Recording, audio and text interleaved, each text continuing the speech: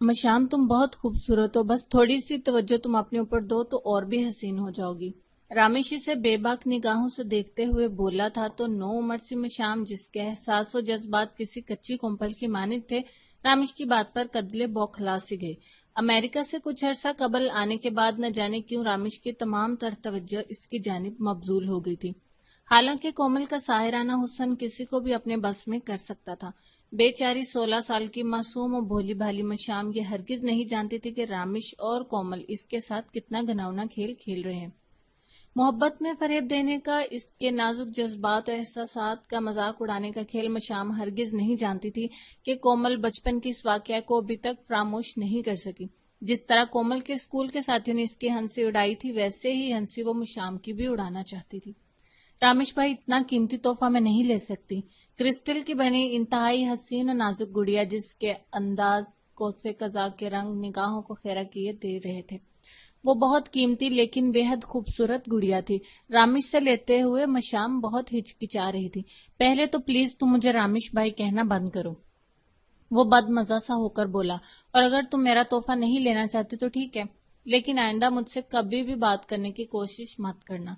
वो धमकिया में इस लहजे में बोला तो मशाम ने सरहद से रामेश के हाथों से वह गुड़िया ले ली और बड़ी मासूमियत से बोली, मैंने गुड़िया ले ली है। और फिर रामेश ने कमाल होशियारी से इसका हाथ थामा और इसे सपनों की नगरी में ले आया, जो कि इसके लिए बिल्कुल नई और हसीन थी, और खुद उल्टे पांव वापस पलट गया।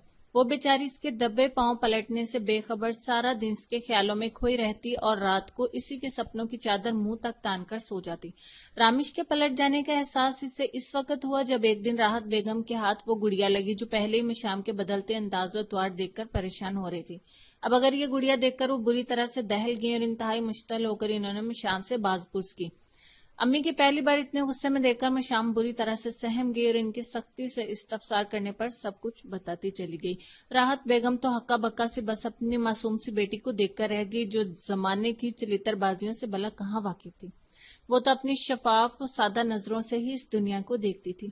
इसका जहन किसी तौर पर भी ये बात मानने को या कबूल करने को आमादा नहीं हो रहा था कि रामिश जैसा खुद पसंद खुद गर्ज लड़का मशाम जैसी लड़की से मोहब्बत कर सकता है, जो बचपन में इसे हमेशा ड्राइवर की नवासी के हवाले से ताना देता रहता था।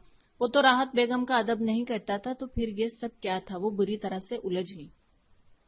ठीक है, मैं रामिश से बात करती हूँ, अगर वो तुमसे मोहब्बत करता है तो फिर तुमसे शादी कर ले, राहत बेगम स्पार्ट अंदाज में बोली, जबकि दूसरी तरफ मशाम पर शादी मर्ग किसी कैफियत तारी होगी। आप अपने हवास में तो हैं, भला मैं मशाम से शादी क्यों करने लगा? एक ड्राइवर की नवासी अपनी औकात भुलाए मेरे ख्वाब देखने लगे तो इसमें मेरा क्या कसूर है? रामिश इंतहाई बदतमीजी से बोला। राहत बेगम के तमाम खदशात वसवसे हकीकत का पैरहन ओढ़कर कितार दर कितार इनके सामने खड़े हो गए। अरे रामिश, इसमें इनका कोई कसूर नहीं। मालूम था कि इनकी अपनी ही बेटी इनके आगे पीछे घूमकर रामिश को मुतासर करने की कोशिश करती है। कोमल एक कमीनी सी मुस्कुराहट लिए सामने आई। राहत बेगम तो जैसे एकदम से बिफर उठी। रामिश, तुमने मेरी मासूम बच्ची के साथ अच्छा नहीं किया। तुम इस हद तक गिर जाओगे मुझे अंदाजा नहीं था। बेटी की रुसवाई और दुख इन्हें पागल किए दे रहा था। इस घर के लोगों ने इनके साथ कितनी ही ज्यादतियां की, लेकिन उन्होंने उफ तक नहीं की। लेकिन अपनी बेकसूर बेटी को यूं सरेआम तमाशा बनाए जाने पर वो किसी तौर बर्दाश्त नहीं कर सकती थी। फिर आन वाहद में सारे घर को खबर हो गई। जिस किसी ने भी सुना, इन दोनों माँ बेटी को ही बुरा भला कहा। सिर्फ वाहिद असजद था जिसने रामिश को पाकिस्तान आने के बाद बेनकद सुनाई थी, लेकिन रामिश ढीठ पर इसका कोई असर नहीं हुआ था। राहत बेगम ने जब मशाम को तमाम बात बताई तो उसे यकीन नहीं आया कि रामिश इसके लिए ऐसी बातें कर सकता है। वो खुद ही रामिश से बात करने के इरादे से इसके कमरे में चली आई, जहां रामिश टीवी पर कोई इंग्लिश फिल्म देखने में महक था। रामिश, ये सब क्या है? जो कुछ मैंने सुना है प्लीज कह दो, वो सब झूठ है। हवास बागता सी मशाम आंसू निराश के कैफियत में घिरी इसे इल्तिजाइया निगाहों से देखते हुए बोली, हाँ ये सच है। धड़ाधड़ कमरे की छत जैसे इन पर आन गिरी और वह इसके मलबे तले दबकर बड़ी मुश्किलों से अपनी आवाज बाहर निकाल पाई थी। क्यों रामिश, तुमने ऐसा क्यों किया? वो जैसे नजा के आलम की माने टूटे फूटे लहजे में बोली। तुम अपनी औकात कैसे भूल गई?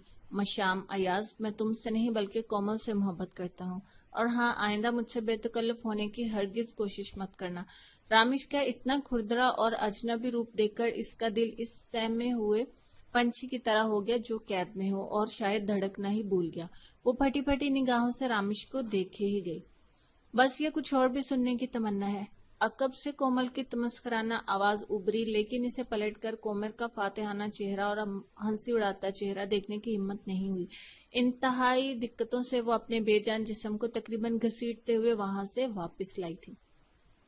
इस हादसे के बाद राहत बेगम इसका पहले से भी ज्यादा ख्याल रखने लगी थी, जैसे वो कोई नाजुक आबगीना हो, लेकिन आबगीना तो टूटकर कब का बिखर चुका था। वो बिल्कुल खामोश और खोई खोई सी रहने लगी थी। रामिश की दी हुई कांच की गुड़िया जब एक दिन यूं ही बेखुदी में देखते देखते इसके हाथ से फिसली तो वो बुरी तरह से चौंक उठी। फर्श पर बिखरे गुड़िया के नन्हे नन्हे कांच के टुकड़ों को देखकर इसे इस टूटी गुड़िया पर अपना गुमान हुआ। टूटने की आवाज सुनकर राहत बेगम घबराकर कमरे में आई तो अम्मी को आता देखकर इसने हड़बड़ाकर नीचे झुकते हुए इन कांच के टुकड़ों को समेटना चाहा और इसी कोशिश में वो अपने हाथ लहूलुहान कर बैठी। राहत बेगम तड़प कर इसकी तरफ लपकी और सारे कांच इसके हाथों से झटक कर मेरी बच्ची कहकर इसे सीने से लगा लिया। इस दिन माँ बेटी दोनों खूब रोईं। रामिश ने कुछ ही अरसे बाद कोमल से इंतहाई धूमधाम से शादी कर ली। मशाम ने अपनी माँ की खातिर खुद को संभाल लिया। वक्त की चादर धीरे धीरे सिरकने लगी। इसने बहुत कोशिशों से रामिश के दिए जख्मों पर टांके लगा दिए, लेकिन कभी कभी इन जख्मों पर लगे टांकों पर इसे बेपाया अजियत और तकलीफ महसूस होती।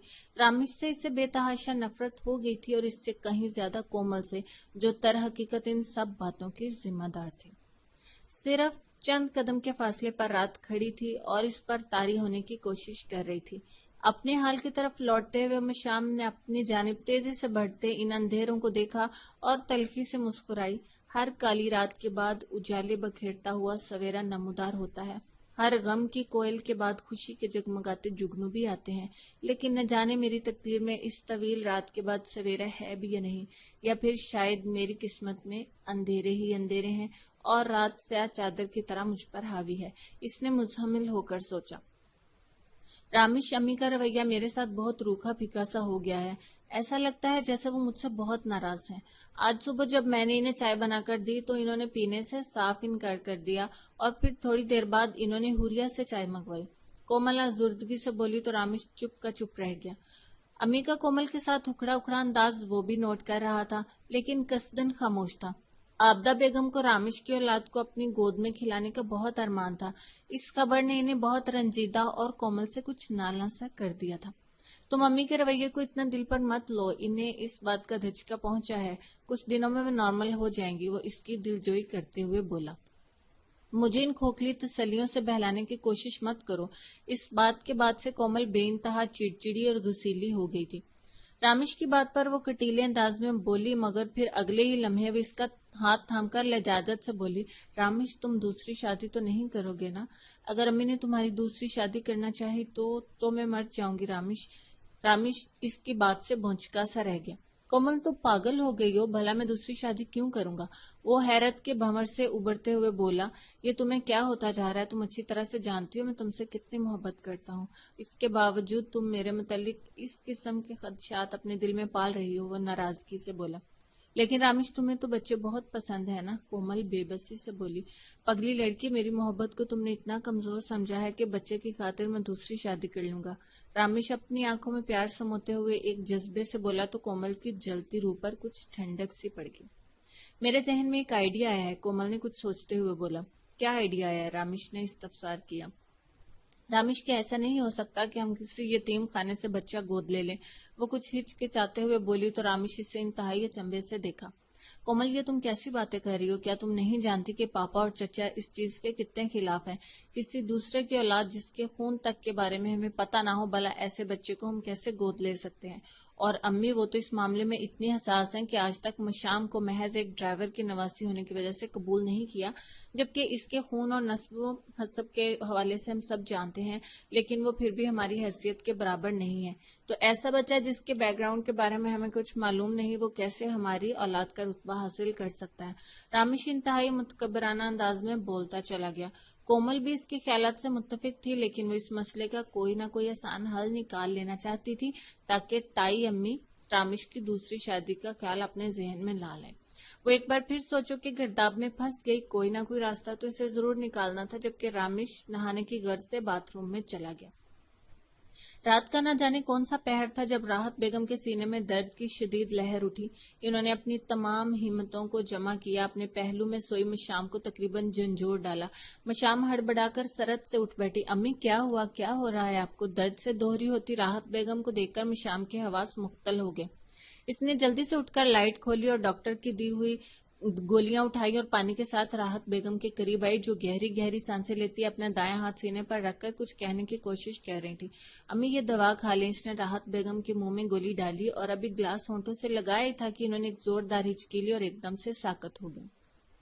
امی، مشام بے تحاشا خوفزدہ ہو گئی۔ امی کیا ہوا؟ امی پلیز مجھ سے بات کریں، امی کچھ بولیے، مجھے بہت گھبراہٹ ہو رہی ہے امی۔ اس نے وحشت کے عالم میں تقریباً انہیں جھنجھوڑ ڈالا۔ جواباً ان کی آنکھوں کی پھٹی پھٹی پتلیاں بس مشام کو خاموشی سے دیکھی گئیں۔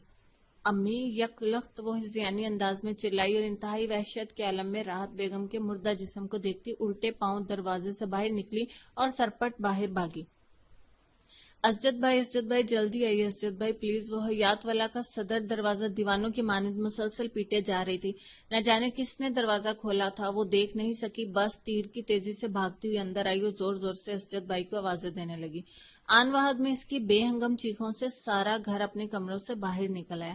اسجد بھائی سلیپنگ گاؤن میں پریشان حواس بھاگتا اس اسجد کو دیکھ کر وہ اس کی جانب دوڑی اور اس کے فولادی وجود سے لپٹ کر بری طرح سے رونے لگی۔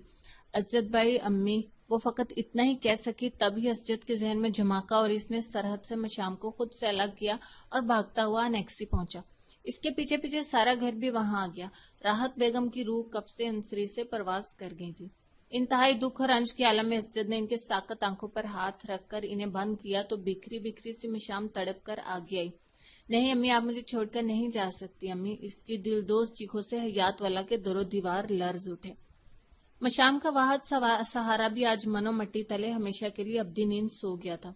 دنیا والوں کو دکھانے کے لیے حیات والا کے مکینوں نے راحت بیگم کو بہت عزت و توقیر کے ساتھ دفنایا تھا۔ مشام سوئم تک وہیں رہی۔ اس وقت تمام تر اس کی آنکھیں بھیگی رہیں اور ایک پل کو بھی چپ نہیں ہوئی تھی۔ آنسوؤں کا ایک سمندر تھا جو اس کے اندر سے امڑ رہا تھا۔